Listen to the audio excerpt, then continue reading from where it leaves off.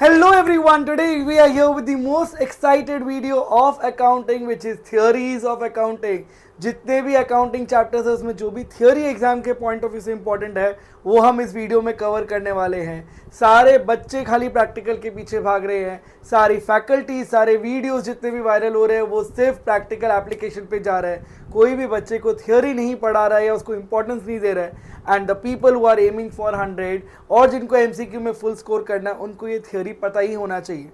CBSE ने बहुत अच्छा काम किया है with the new education policy. वो थियोरी डायरेक्टली पूछना बंद कर चुका है, लेकिन उसका एप्लीकेशन आपका आएगा स्पेशली इन एमसीक्यू। तो जितना मैं थियोरी आपको पढ़ा रहा हूँ सिर्फ उतना भी पढ़ लोगे, उतना से सुन भी लोगे तो भी आप एग्जाम में उसको अटेम्प्ट कर पाओगे। So let's start with the first chapter of theory which is fundamentals of partnership. Partnership का डेफिनेशन दिया हुआ है इंडियन पार्टनरशिप एक्ट 1932 में। सो इंडियन पार्टनरशिप एक्ट एक एक्ट बना है by the law, Indian partnership act 1932 में। उसमें पार्टनरशिप का डेफिनेशन दिया हुआ है।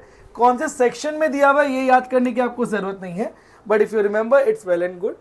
Partnership is a relation between person. So basically दो या दो से ज़्यादा लोग मिलकर ही पार्टनरशिप कर सकते हैं, जिनका who have agreed to share profit of a business carried on by all or any one of them acting for all, जिसका मेन एजेंडा है बिजनेस करना और ये बिजनेस करने का अल्टीमेट एजेंडा है प्रॉफिट कमाना, जो which can be carried on by all or any one of them acting for all. इसको हम डिटेल में भी पढ़ेंगे।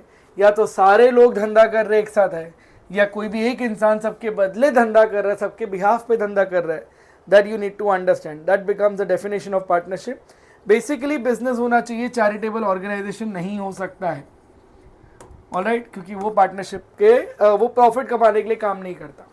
लेट्स डू द फीचर्स और कैरेक्टरिस्टिक्स ऑफ पार्टनरशिप। सबसे पहला हमने ऑलरेडी कर लिया, दो या दो से ज़्यादा लोग पार्टनर होने चाहिए। This partnership firm should have at least 2 minimum person who are competent as per law to do business. Competency का मतलब वो अनसाउंड माइंड का नहीं होना चाहिए, वो पागल नहीं होना चाहिए और वो डिस्क्वालिफाइड बाय लॉ नहीं होना चाहिए, मतलब कानून ने उनको मना नहीं किया है कि आप पार्टनर नहीं बन सकते। इन दोनों के अलावा कोई भी पार्टनर बन सकता है। Minor is not competent to a contract but minor can become a partner. तो जो भी बच्चे 18 साल के नीचे हैं वो अपने या किसी के भी बिजनेस में पार्टनर बन सकते हैं, ऑन अ कंडीशन कि आप सिर्फ और सिर्फ प्रॉफिट बेयर करोगे, आप लॉसेस बेयर नहीं करोगे। तो अगर बिजनेस प्रॉफिट कमाता है तो आपको उसका हिस्सा मिलेगा, पर अगर बिजनेस में नुकसान होता है तो आपको नुकसान बेयर करने की ज़रूरत नहीं है।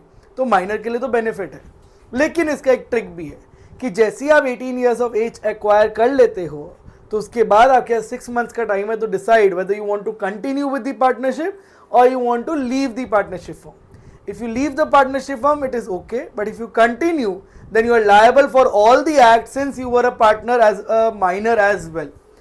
Alright, so after attaining the age of 18 years, if he does not decide, then he shall become the liable for all the acts since he or she became a partner.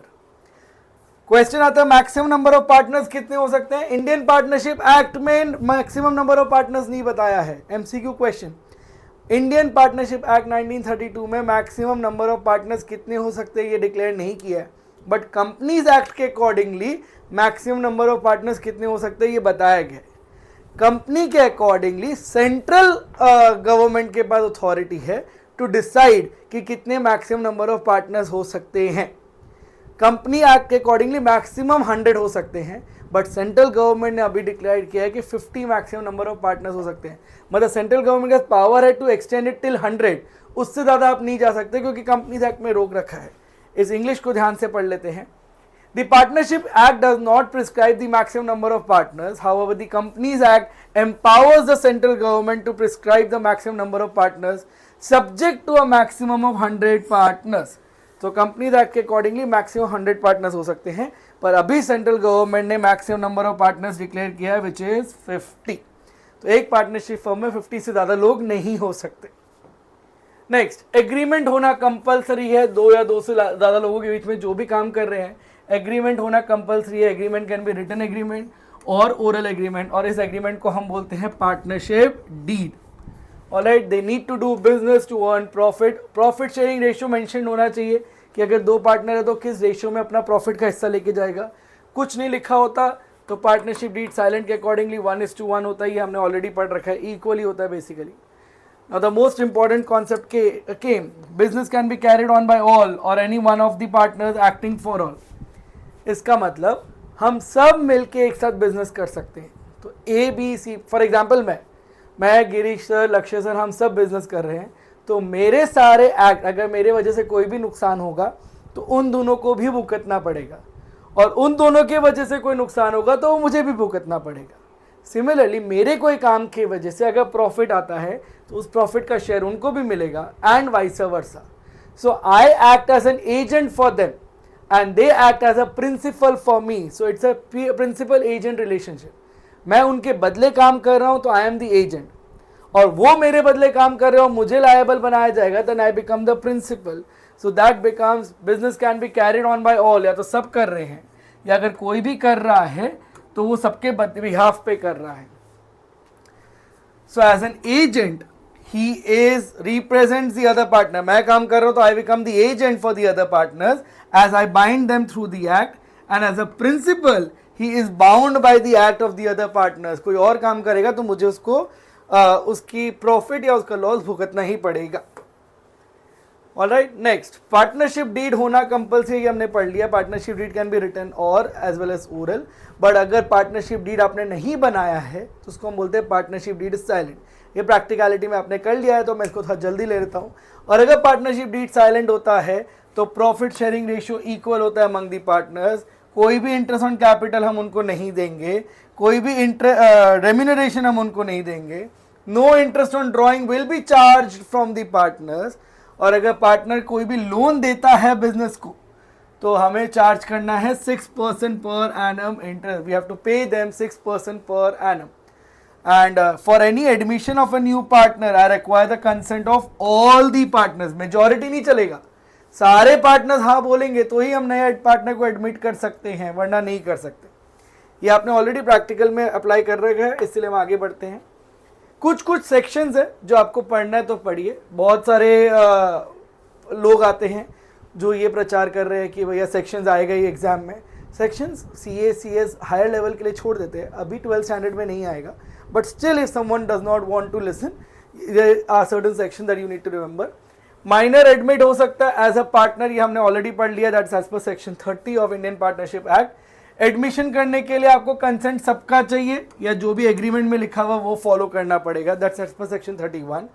Retirement या तो सबके consent के हिसाब से होगा कि भैया सबने बोल दिया कि नहीं इसको निकाल दो तो वो रिटायर हो गया, या फिर एग्रीमेंट में जो भी लिखा हुआ है वो मानना पड़ेगा. रजिस्ट्रेशन कंपल्सरी नहीं है. Registration of partnership firm is not compulsory, it is optional. पर ऑप्शनल के इतने लूप होल्स है कि सब लोग रजिस्ट्रेशन करवा ही लेते हैं. ऑलराइट, कंपनीज को रजिस्ट्रेशन करवाना कंपल्सरी है अंडर ROC. पार्टनरशिप फर्म को रजिस्ट्रेशन कराना कंपल्सरी नहीं है, it is optional as per section 69. और डेथ के केस में अगर कोई भी एग्रीमेंट नहीं है तो कोई भी इंसान मरता है, it is considered as dissolution. ये एक ट्रिक क्वेश्चन है जो हर बच्चा गलत कर रहा है और MCQ में आ सकता है. अगर पार्टनरशिप डीड में लिखा हुआ है कि इंसान की डेथ होने के बाद पार्टनरशिप कंटिन्यू रहेगा तो रहेगा, पर अगर ऐसा नहीं लिखा हुआ है तो वो डिसॉल्व हो जाएगा. रिटायरमेंट में ऐसा नहीं होता है, एडमिशन में ऐसा नहीं होता, वो बिजनेस कंटिन्यू ही रहता है. पर डेथ में अगर एग्रीमेंट में कुछ नहीं लिखा हुआ है, then a firm is dissolved on the death of a partner. That's as per section 35. Alright, let's go with the next chapter. First chapter से इतना ही theory पढ़ेंगे, it's more than enough. We go with goodwill. Goodwill is very easy. Goodwill आपको पता है, it's an intangible asset as per AS 26. Goodwill is an intangible asset as per accounting standard 26, and which places an enterprise as an advantageous position to earn higher profit without putting extra efforts. Market से ज़्यादा profit आप कमाते हो क्योंकि आपकी market में reputation अच्छी है, गुडविल अच्छी है, that is known as goodwill. Alright, what are the factors that affects goodwill. एक बिजनेस की क्या गुडविल की रेपुटेशन ज़्यादा क्यों होती है? क्योंकि उसका मैनेजमेंट एफिशिएंट होता है तो ऑटोमेटिकली काम अच्छा होता है, तो उस कंपनी की गुडविल अच्छी होती है.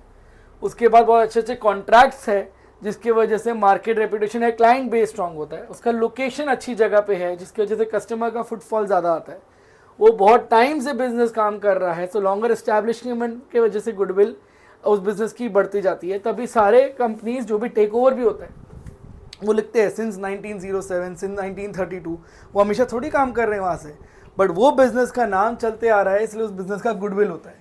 आपने कुछ पेटेंट करवा रखा है कि आपके अलावा और कोई बिजनेस बनाएगा नहीं उसको, तो पेटेंट का एडवांटेज भी आप उठा सकते हो, इसलिए आपके बिजनेस की सेल ज़्यादा होती है और गुडविल अच्छी है। कुछ कुछ सप्लायर्स है जो सिर्फ आपने टाई अप कर रखा है कि भैया आप जितना भी बेचोगे वो मुझे ही बेचोगे, तो सप्लायर के साथ कॉन्ट्रैक्ट अच्छा होगा या मोनोपोली मेंटेन हो जाएगी तो कोई और बना ही नहीं पाएगा। आपकी क्वालिटी ऑफ सर्विस अच्छी है या प्रोडक्ट अच्छा है, मार्केट सिचुएशन साथ देता है या मार्केट सिचुएशन से आप बेटर परफॉर्म कर रहे हो, तो आपकी गुडविल अच्छी है कंपनी की। ऑलराइट, रिस्क एसोसिएटेड कंपैरेटिवली कम होगी तो ऑटोमेटिकली ज़्यादा लोग आपके बिजनेस को ज़्यादा सपोर्ट करना चाहेंगे। नेचर ऑफ बिजनेस कैसा होता है उस पर भी डिपेंड करता है, पास्ट परफॉर्मेंस कैसा जा रहा है उस पर गुडविल बहुत डिपेंडेंट होता है। बहुत सारे फैक्टर्स है जिसकी वजह से एक बिजनेस का गुडविल आता है। ये MCQ में भी आ सकता है और आपको ये पता भी होना चाहिए। Alright, let's do classification of goodwill. Goodwill can be classified into two types: purchased goodwill and self-generated goodwill. Purchased goodwill और self-generated goodwill, ये आपने practicality अगर मैं देखूं तो ये बैलेंस शीट में रिकॉर्डेड होता है जिसको आप डिस्ट्रीब्यूट करते हो among the partners. That is known as purchased goodwill. तो आप किसी और की बिजनेस खरीदते हो और फिर उसका एक्स्ट्रा पैसा देते हो, that is known as goodwill. और अगर खुद का बिजनेस का आप गुडविल कैलकुलेट करते हो, that is known as self generated or inherited goodwill. And as per accounting standard 26 of intangible asset, हम इसको बिजनेस की बुक्स में रिकॉर्ड नहीं करते हैं। परचेज गुडविल को बैलेंस शीट में दिखाते हैं, सेल्फ जनरेटेड गुडविल को नहीं दिखाते। Let's do admission, change in PSR, death, retirement. इसमें और कुछ एक्स्ट्रा पढ़ने की जरूरत नहीं है, कोई भी ज़्यादा थियोरी काम नहीं आएगा, सारा प्रैक्टिकलिटी एप्लीकेशन थियोरी ही आएगा। Let's go with dissolution of a firm.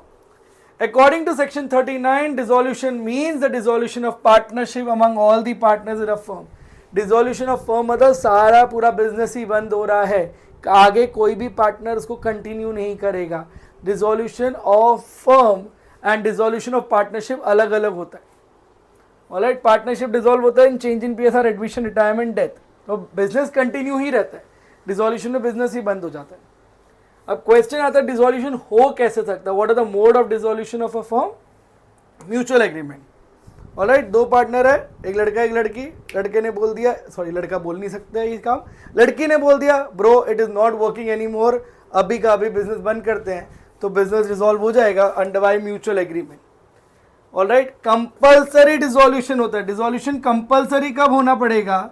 जब all the partners या all the partners except one become insolvent, एक को छोड़ के सारे या सारे के सारे पार्टनर्स ही अगर इंसॉल्वेंट हो जाए तब, या फिर बिजनेस ही कोई अनलॉफुल काम करने लग जाए तब आपको कंपल्सरी बिजनेस बंद करना पड़ेगा। एग्जाम्पल, XYZ केमिकल्स आप बना रहे हो और गवर्नमेंट उस केमिकल को बैन कर दिया तो आपका बिजनेस चल नहीं सकता, तो ऑटोमेटिकली आपको बिजनेस बंद ही करना पड़ेगा because it has become unlawful.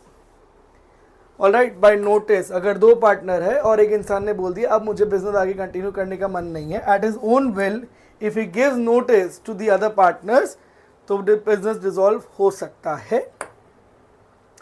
On happening of certain event, dissolution can happen. Now there are two types of partnership, or there are certain types of partnership that you need to understand. एक होता है particular partnership, एक partnership at will. Partnership at will मतलब जब मेरी इच्छा हो तब मैं नोटिस देके बिजनेस बंद कर सकता हूँ, मेरी इच्छा के अकॉर्डिंगली वो पार्टनरशिप चल रही है। 2 साल किया, 4 साल किया, 5 साल किया, 10 साल किया। एक होता है टर्म पार्टनरशिप, 5 साल तक पार्टनरशिप रहेंगे उसके बाद बंद कर देंगे। एक होता है पर्टिकुलर पार्टनरशिप कि इस एग्रीमेंट के लिए हम पार्टनरशिप बने हैं, जैसे ही एग्रीमेंट हो जाएगा पार्टनरशिप डिसॉल्व। ये बिल्डिंग जब तक बनेगा तब तक हम पार्टनर है, जैसे ये बिल्डिंग बन जाएगा our agreement got over and partnership will get dissolve. तो on the happening of certain events also the partnership can dissolve. Term खत्म हो गया, कंप्लीट हो गया कोई भी वेंचर जो हम बना रहे हैं, डेथ हो गया अगर पार्टनरशिप एक्ट में कुछ नहीं लिखा हुआ है, या जब कोई भी पार्टनर इंसॉल्वेंट डिक्लेयर हो जाता है, एजुडिकेशन हो जाता है उनका, तो भी वो पार्टनरशिप डिसॉल्व होना पड़ेगा। ये आपको याद करना पड़ेगा कि कोर्ट कब बताता है कि बिजनेस को डिसॉल्व हो जाना चाहिए, बाकी सब तो हैपनिंग के ऊपर है। कई बार कोर्ट आपको फोर्सफुली बोलता है कि भैया आप बिजनेस बंद कर दो, you can not run the business. जब कोई भी पार्टनर अनसाउंड माइंड का हो जाए, मतलब बिजनेस चलाते चलाते वो पागल हो जाए या उसका दिमागी स्थिति सही ना हो, तो आपको कोर्ट बोलेगा बिजनेस बंद कर दो। अगर मेरा एक काम है फॉर एग्जाम्पल पेंटिंग का, और अगर मेरे हाथ को ही कुछ हो जाए and I can't perform that activity, तो पार्टनरशिप करने की कोई ज़रूरत नहीं है। So if a person becomes permanently incapable of performing his duties, then also you need to find shut down the business. अगर कोई गिल्टी ऑफ मिसकंडक्ट हुआ हो, एक पार्टनर ने किसी की मर्डर कर दी, कोई चोरी के केस में पकड़ा गया, कोई रेप केस में पकड़ा गया, तो ऑटोमेटिकली बाकी सारे पार्टनर्स का भी बिजनेस अफेक्ट होने वाला है, तो उस बिजनेस को हम बंद कर देते हैं। जब persistently again and again partners agreement तोड़े जा रहे हैं, तो बिजनेस कोर्ट बोलेगा कि आप लायक ही नहीं हो पार्टनरशिप करने के लिए, बिजनेस करने के लिए, बंद कर दो।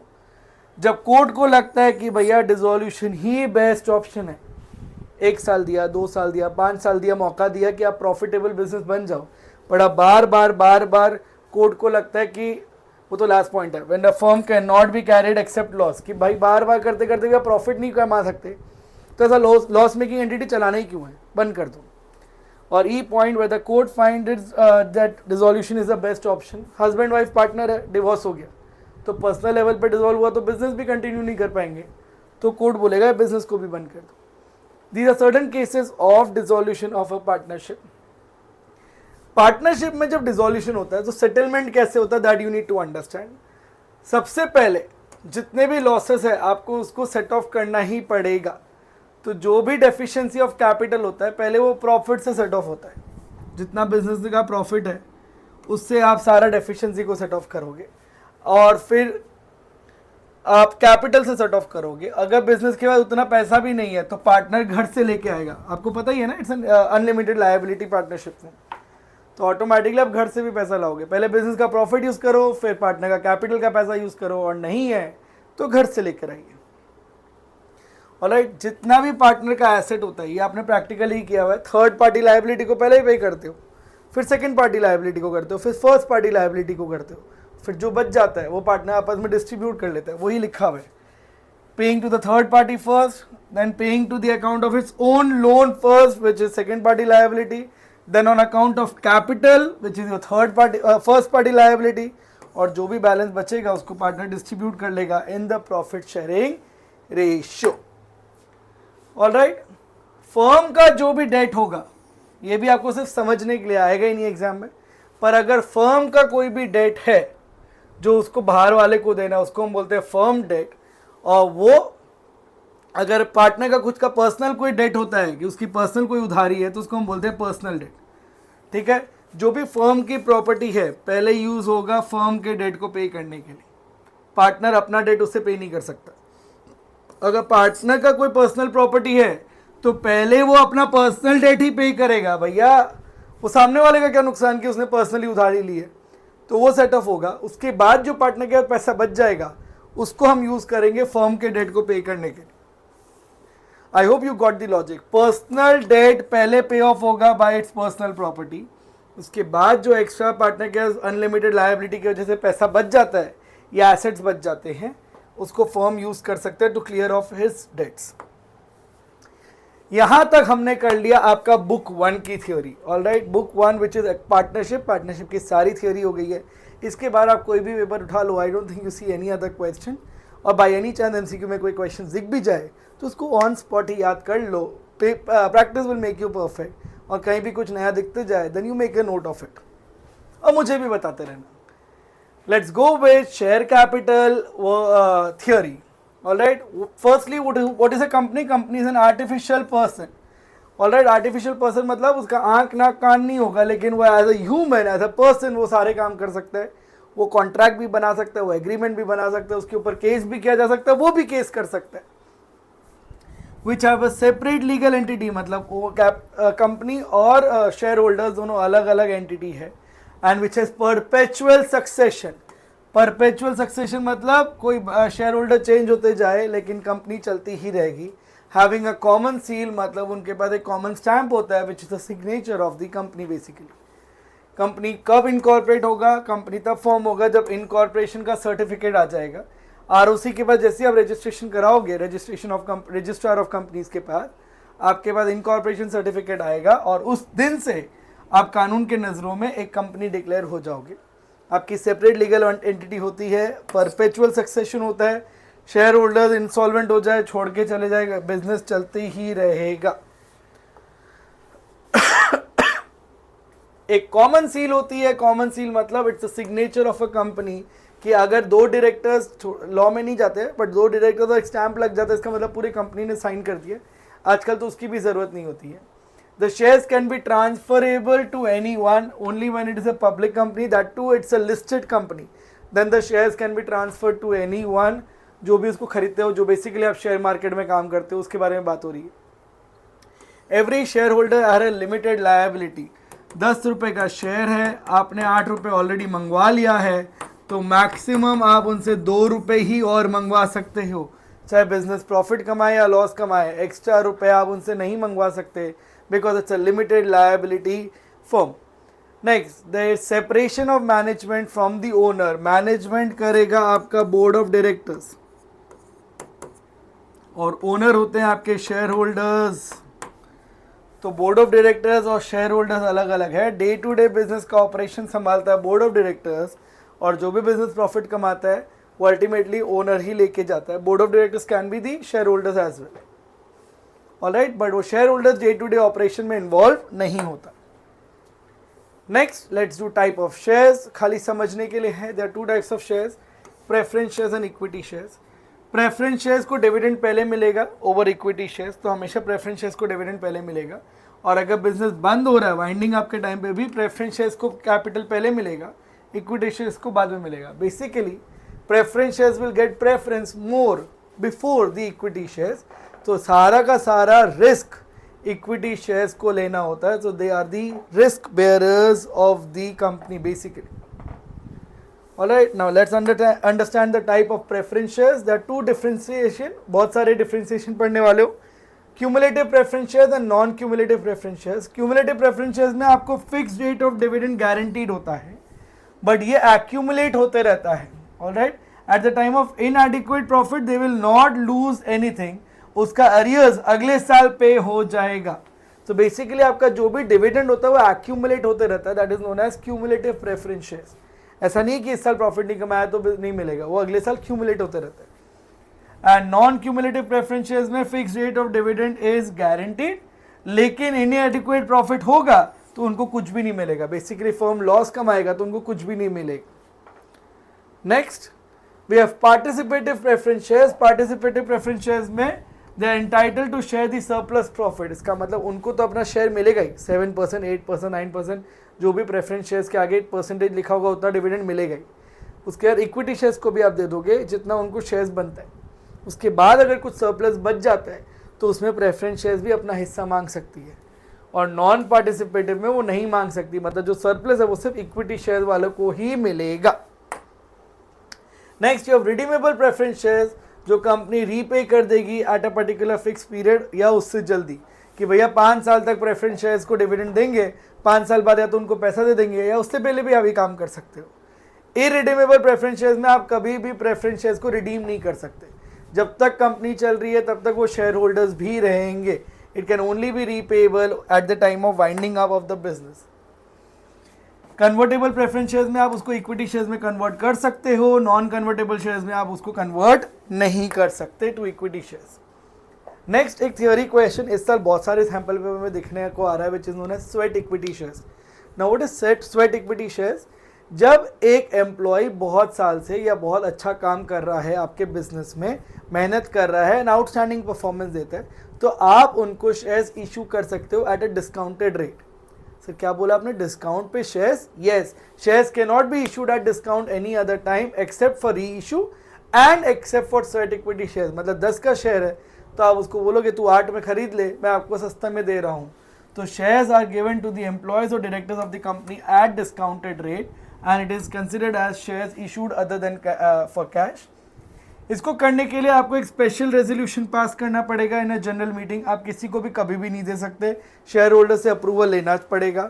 रेजोल्यूशन में आपको क्लियरली स्पेसिफाई करना पड़ेगा कितने शेयर्स दे रहे हो, कितने प्राइस पे दे रहे हो, कितने का शेयर दे रहे हो, कितने प्राइस पे दे रहे हो और कौन से कैटेगरी ऑफ शेयर्स दे रहे हो. कंपनी को 1 साल खत्म हो ही जाना चाहिए तभी आप ये स्वेट इक्विटी शेयर इशू कर रहे हो.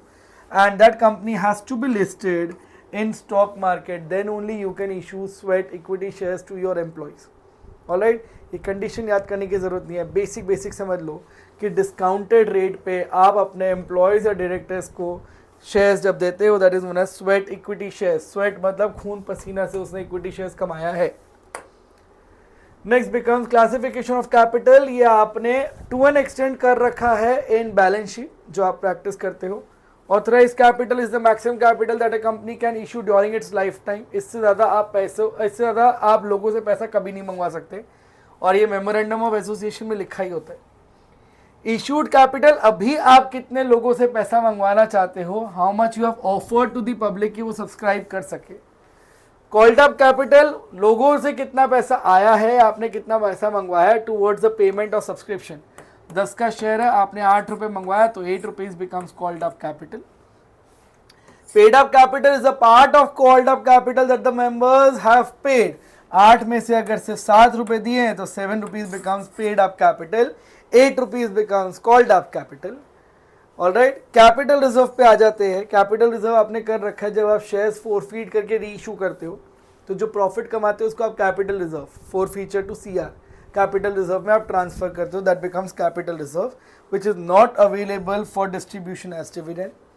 सबसे ज़्यादा इंपॉर्टेंट है रिजर्व कैपिटल। बहुत डिफरेंस आता है, कैपिटल रिजर्व और रिजर्व कैपिटल सेम होता है क्या? नहीं।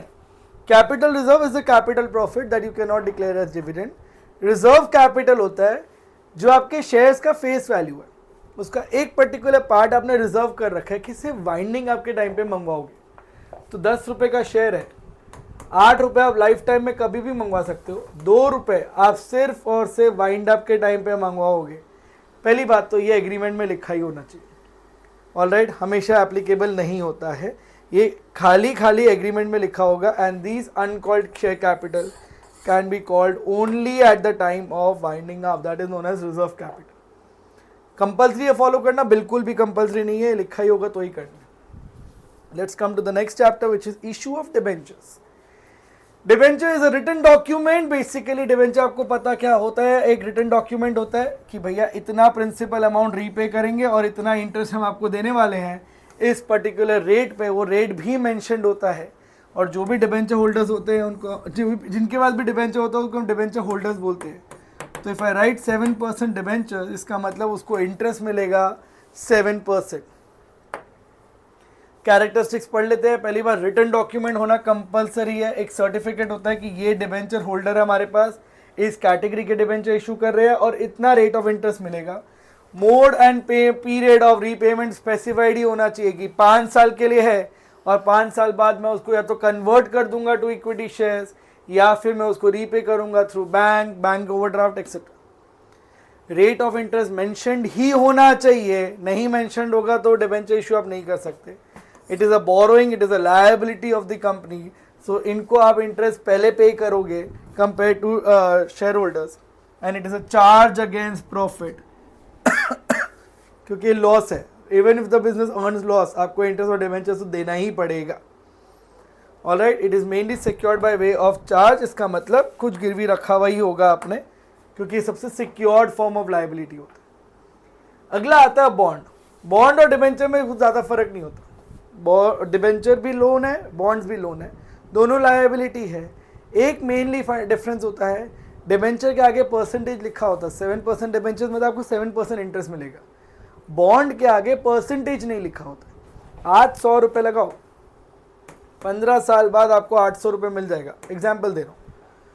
सो ये जो कैपिटल एप्रिसिएशन हुआ है, इसमें आपको हर साल फिक्स रेट ऑफ इंटरेस्ट कितना मिलेगा ये नहीं पता है, बट आपको बेनिफिट तो होगा ही ना। So that becomes your bond. It is known as zero coupon bond. The expression bond is synonyms with the debt instrument where the rate of interest is not stated rather than the amount that will be payment on maturity will be stated is known as bond। इसके दो example है, deep discount bond बोलते हैं या उसको zero coupon bond बोलते हैं। Zero coupon मतलब इंटरेस्ट रेट स्पेसिफाइड नहीं होता है। These are certain types of debentures। एक सिक्योर्ड डिबेंचर्स होता है, एक अनसिक्योर्ड डिबेंचर्स। सिक्योर्ड डिबेंचर्स जिसमें आप कोई एसेट फिक्स करके रखते हो कि ये बिल्डिंग आपके नाम पे सिक्योर्ड है, कभी भी आपको रीपेमेंट करना होगा, इस बिल्डिंग को बेच के जितना भी पैसा आएगा उससे आपको रीपेमेंट पहले किया जाएगा। आप उस बिल्डिंग को बेचने का वो पैसा कहीं और यूज़ नहीं कर सकते। अनसिक्योर्ड डिबेंचर्स, इसके आगे कोई भी ऐसा एसेट चार्ज नहीं होता है, उनको पैसा मिलेगा बट एक पर्टिकुलर एसेट उनके नाम पे गिरवी नहीं होगा। रिडीमेबल डिबेंचर्स, जिसको आप कभी भी रिडीम कर सकते हो ऑन मेच्योरिटी। इरिडीमेबल डिबेंचर्स, उसको आप मेच्योरिटी नहीं कर सकते, वो लाइफ टाइम के लिए डिबेंचर्स इशू होता है और उसको आप सिर्फ वाइंड अप के टाइम पे ही रिडीम करते हो, वरना हर साल आपको इंटरेस्ट पे करना ही पड़ेगा। You have registered debentures, registered debentures में आपका नाम रजिस्टर्ड होता है in the name of the records, company record में आपका नाम रजिस्टर्ड होता है, और जब प्रिंसिपल और इंटरेस्ट अमाउंट पे करने की बारी आएगी तब सिर्फ और सिर्फ रजिस्टर्ड लोगों को ही पे किया जाएगा। अनरजिस्टर्ड और बेयरर डिवेंचर्स, जो भी वो डिवेंचर को दिखाएगा कंपनी को, उनको पे कर दिया जाएगा कि भैया मेरे पास सर्टिफिकेट है, आप मुझे पे कर दीजिए, नाम किसी का भी लिखा हो। It's basically cheque, bearer cheque होता है ना, जिसको भी मिलेगा उसको दिखा दिया जाएगा। Convertible debentures can be converted into equity shares. It can be partly convertible debentures or fully convertible debentures. आधे भी कर सकते हो, पूरे भी कर सकते हो। नॉन कन्वर्टेबल डिवेंचर्स को आप शेयर्स में कन्वर्ट नहीं कर सकते। Alright, this is the basic concepts of book 2 also, which is accounting of companies. सिर्फ इतना भी सुन लोगे, कर लोगे, इसके बाहर आप कोई भी पेपर उठा लो, अगर वो logical, sensible, board level paper होगा सिलेबस के हिसाब से, तो इसके बाहर कोई भी थियोरी क्वेश्चंस एमसीक्यू या फुल फ्लेज में भी नहीं पूछा जा रहा है। Alright, will go with book 3 which is analysis of partnership firm, analysis of companies, जिसका पहला टॉपिक है financial statement analysis. Financial statement तो हमने बनाना सीख लिया है, स्टेटमेंट ऑफ P&L सीखा है, बैलेंस शीट सीखा है, कैश फ्लो स्टेटमेंट सीखा है, पर इसको बना के करेंगे क्या? You need to analyze them, you need to come out with certain conclusion, you need to interpret them, and that is known as financial statement analysis. It is a systematic process of analyzing the financial information to understand and to take economic decision. ये पूरा chapter आपके syllabus में theory के point of view से ही है, सिर्फ इतना कर लोगे it would be more than enough. And ये लास्ट चैप्टर है बुक 3 में, और चैप्टर से थियोरी आता भी नहीं है, कुछ आएगा तो मैं आपको अभी बता दूंगा। It is a study of the relationship between various financial values with जो balance sheet, statement of P&L और कैश फ्लो स्टेटमेंट में आएगा। बहुत सारे रेशियोज निकालोगे, बहुत सारे comparative common sense tools use करते हो in order to come out to certain conclusion, that is known as financial statement analysis. ये जितने भी इतने बड़े बड़े कॉम्प्लेक्स डेटा है उसको आप छोटे ब्रोकन डाउन सिंपल फॉर्म में लिखते हो, रेशियोज के फॉर्म में लिखते हो, ताकि आप कोई कंक्लूजन डिराइव कर सको। You divide, you find out the relationship and you do certain analysis or interpretation, and that is known as financial statement analysis. कौन कौन से टूल्स या टेक्निक्स है फाइनेंशियल स्टेटमेंट के? 4 है, हमारे चारों सिलेबस में है इस साल तो, with comparative statement, common size, ratio analysis and cash flow statement. इसके अलावा 2 और है जो हमारे सिलेबस में नहीं है, fund flow statement and trend analysis या टाइम ट्रेंड एनालिसिस। पर यही 4 रखो, यही 4 एग्जाम में आएगा। Comparative, common size, ratio, cash flow statement. Types of financial statement analysis. There are 2 types of analysis: external analysis and internal analysis. अगर कोई बाहर वाले के टाइम पे, it is conducted by those who do not have access to the detailed record of the enterprise and therefore is dependent on the published account. कोई बाहर वाला, business के बाहर वाला एनालिसिस करता है। स्टॉक मार्केट में एनालिसिस होता है कि भैया कैसा किया बिजनेस ने, उनका क्वार्टरली रिपोर्ट प्रिंट होता है। ये रिपोर्ट को प्रिंट करने के बाद बाहर वाला जो भी एनालिसिस करता है, that is known as external analysis. It's outside the organisation. Organisation के अंदर जो भी डेटा आता है, जो भी रिपोर्ट्स आते हैं, जो भी फाइनेंशियल टूल यूज किया जाता है by the management, by the board of directors in order to take various decisions, is known as internal analysis. ये ज़्यादा डिटेल्ड, एक्सटेंसिव और ज़्यादा एक्यूरेट होता है क्योंकि बिजनेस खुद ही कैलकुलेट करता है। Then you have 2 types of analysis, horizontal and vertical analysis. Horizontal analysis is nothing but comparative analysis. Alright, आप लास्ट ईयर से कंपेयर करते हो, आप हॉरिजॉन्टली डेटा कंपेयर करते हो। Now if you calculate the data for number of years, it is known as horizontal analysis. उसको हम time series analysis भी बोलते हैं, and comparative statement is one of the example. Vertical analysis होता है जहाँ पे आप एक मेन बेस मानते हो और उसके बेसिस पे आप डेटा कलेक्ट करते हो, which is common size analysis, जिसको हम क्रॉस सेक्शनल एनालिसिस भी बोलते हैं, कि एक ही फाइनेंशियल ईयर का डेटा है बट आप टोटल एसेट से डिवाइड करते हो या रेवेन्यू फ्रॉम ऑपरेशन से डिवाइड करते हो। That is known as vertical analysis. ये 2-3 टर्म्स याद कर लो। Vertical analysis is cross sectional analysis, जिसका एग्जाम्पल है common size analysis. Horizontal analysis time series, क्योंकि आप 2 टाइम पीरियड को कंपेयर करते हो, that is known as comparative statement analysis. Then you have intra firm comparison. अगर आप खुद के फर्म से कंपेयर कर रहे हो on the basis of last year performances, is known as intra firm comparison. जैसे इंट्रा स्कूल कंपटीशन होता है within the school along with 4 houses, वैसे इंट्रा फर्म कंपैरिजन होता है विद इन द फर्म, कौन सा डिपार्टमेंट ज़्यादा अच्छा परफॉर्म कर रहा है, कौन सा ब्रांच ज़्यादा अच्छा परफॉर्म कर रहा है, it's with in the firm. अगर आप दो फर्म को कंपेयर करते हो कि XYZ फर्म अच्छा कर रहा है या ABC फर्म अच्छा कर रहा है, that is known as inter firm comparison. Alright, within the firm compare करोगे तो ऑब्वियसली आप उसको टाइम सीरीज या ट्रेंड एनालिसिस बोलोगे, which is comparative analysis. Inter firm comparison को आप क्रॉस सेक्शनल एनालिसिस भी बोल सकते हो, क्योंकि आप दो फर्म का सेम वैल्यूज पे आप कंपेयर करते हो, and that is common size analysis as well. Alright, why do you need to do financial statement analysis? ये ध्यान से सुनिए मैं क्या बोलना चाहता हूँ।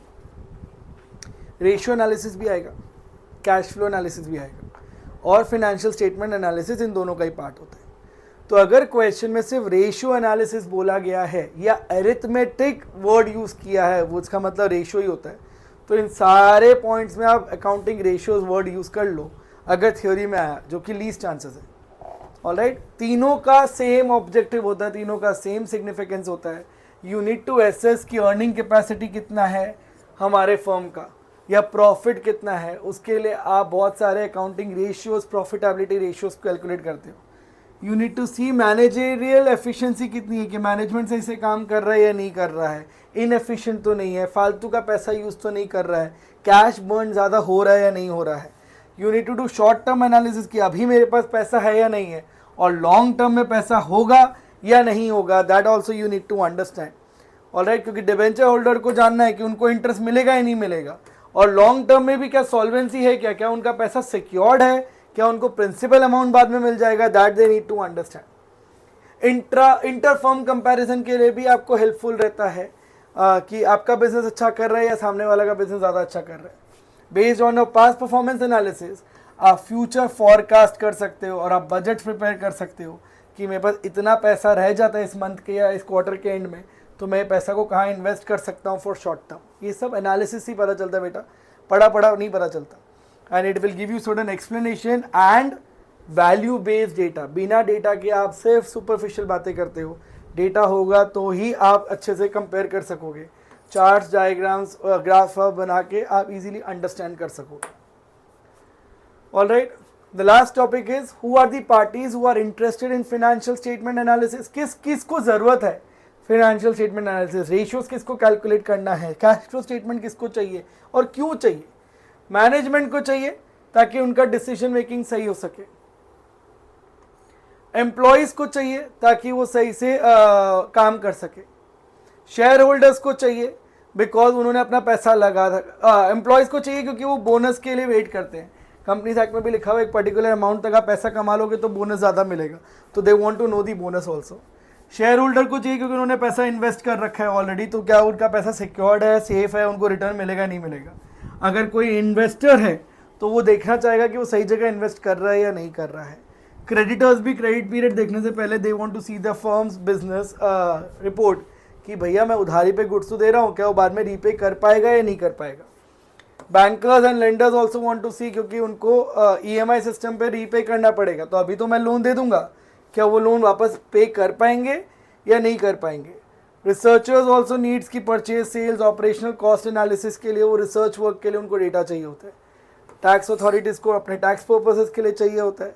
एंड कस्टमर को भी देखना है कि भैया इस बिजनेस पे मैं रिलाई कर सकता हूँ, क्या वो बाहर कंटिन्यू करेगा बिजनेस, क्या वो इतना सस्टेन कर पाएगा या बंद होने लायक है। So that you need to understand. And last, limitation of financial statement analysis. Limitations ये, it is a historical analysis. आप जो भी एनालिसिस करते हो you are doing it on the basis of past performance. Future को तो predict कर नहीं सकते, that's a limitation. Alright, that you need to understand. आप फ्यूचर का डिसीजन ले रहे हो बट आप पास्ट ईयर के बेसिस पे डिसीजन ले रहे हो, which will not reflect your future. You ignore inflation, you ignore the price level change, जो भी प्राइस में चेंजेस आ रहा है, इन्फ्लेशन आ रहा है, परचेसिंग पावर में चेंज आ रहा है, वो फाइनेंशियल स्टेटमेंट एनालिसिस में काम नहीं आता है। कोई भी क्वालिटेटिव एस्पेक्ट को आप इग्नोर कर देते हो क्योंकि आप सिर्फ नंबर्स के बारे में बात कर रहे हो। आपका वर्किंग कल्चर कैसा है, आपका एम्प्लॉयज कितने हार्ड वर्किंग है, आपके कितने ट्रस्टवर्दी है, कितने लॉयल है, that you don't analyse in financial statement. और अगर फाइनेंशियल स्टेटमेंट ही गलत है, आपका बैलेंस शीट ही गलत है, तो ऑब्वियसली उसका लिमिटेशन है कि आपका एनालिसिस भी गलत ही जाएगा। Alright, it is not free from biasness. I can do my biasness alteration कि मुझे लग रहा है कि नहीं इसमें ये रेशियो इंपॉर्टेंट है, इसमें ये वैल्यू गलत है. आप प्रोविजन फॉर डाउटफुल डेट कितना भी चार्ज कर सकते हो, तो मैं अपने बायस रिपोर्ट दे सकता हूँ अकॉर्डिंगली. अकाउंटिंग प्रैक्टिसेस के कारण वेरिएशन आ सकता है. स्ट्रेट लाइन मेथड यूज़ करूँगा तो रिजल्ट अलग आएगा, WDV मेथड यूज़ करूँगा तो रिजल्ट अलग आएगा. तो कौन सा प्रैक्टिस आप फॉलो कर रहे हो उसके बेसिस पे भी वेरिएशन आता है. I can do window dressing as well, and that's the biggest flow of financial statement analysis. अगर मुझे बैंक से लोन चाहिए ना, तो मैं प्रोविजन फॉर डाउटफुल डेट कम दिखाऊंगा, तो मेरा प्रॉफिट ज़्यादा दिखेगा, कैश फ्लो एनालिसिस भी ज़्यादा दिखेगा. यही अगर मुझे टैक्स अथॉरिटी को कम पैसा देना है, क्योंकि ऑब्वियसली कोई टैक्स पे करना चाहता नहीं है, तो मैं प्रोविजन फॉर डाउटफुल डेट अभी के लिए ज़्यादा दिखाऊंगा, उससे मेरा प्रॉफिट कम दिखेगा and I have to pay lesser tax. Alright, and I have to identify symptoms also कि प्रॉब्लम तो है पर वो प्रॉब्लम डायग्नोज नहीं हो पा रहा है क्योंकि हमारा मैनेजमेंट उतना ज़्यादा एफिशिएंटली फिनेंशियल स्टेटमेंट को प्रिपेयर नहीं कर पा रहा है या उसका एनालिसिस नहीं कर पा रहा. Alright, these are certain theories that you need to understand in financial accounting. ये ऑलरेडी हमने कर लिया है, बट ट्रस्ट मी, अकाउंट्स में आपका प्रैक्टिकल नॉलेज जितना स्ट्रांग होगा ना, आप थोड़ा सा ब्रेन वर्क करके थियोरी ऑटोमेटिकली अप्लाई कर ही लोगे, अटेम्प्ट कर ही लोगे. You just need to put an elimination method कि ये ऑप्शन नहीं होगा, ये ऑप्शन नहीं होगा, ये ऑप्शन नहीं होगा, इसलिए ये ऑप्शन आंसर होगा. Alright, that you need to understand. इसमें हमने सेक्शन 52 कंपनीज सिक्योरिटीज प्रीमियम कहाँ यूज़ हो सकता है वो कवर नहीं किया, जो हम बाकी चैप्टर्स में ऑलरेडी कवर कर चुके हैं, but that is very important. आप सिक्योरिटीज प्रीमियम कहाँ यूज़ कर सकते हो, that you need to understand. Fully paid up bonus shares को इशू करने के लिए कर सकते हो, प्रीलिमिनरी एक्सपेंसेस को राइट ऑफ करने के लिए, कोई भी कैपिटल लॉसेस को राइट ऑफ करने के लिए यूज़ कर सकते हो, बायबैक ऑफ शेयर्स के लिए यूज़ कर सकते हो. These are certain places where security premium can be use. But trust me, practical knowledge is way more important than theoretical knowledge. Otherwise the type of question that will come in the exam, you will not be able to attempt the theory part, क्योंकि अगर उसको logic नहीं पता होगा तब उसको attempt करने में बहुत मुश्किल होगी. Alright, I hope you are learning a lot from this video. पूरा का पूरा थियोरी खत्म हो गया है, एंड सिर्फ इतना भी सुन लोगे एग्जाम से एक दिन पहले या अभी भी, तो it would be more than enough to practise your papers and to attempt in board exam. Alright, keep practising, keep watching the video, like, share and subscribe. Thank you.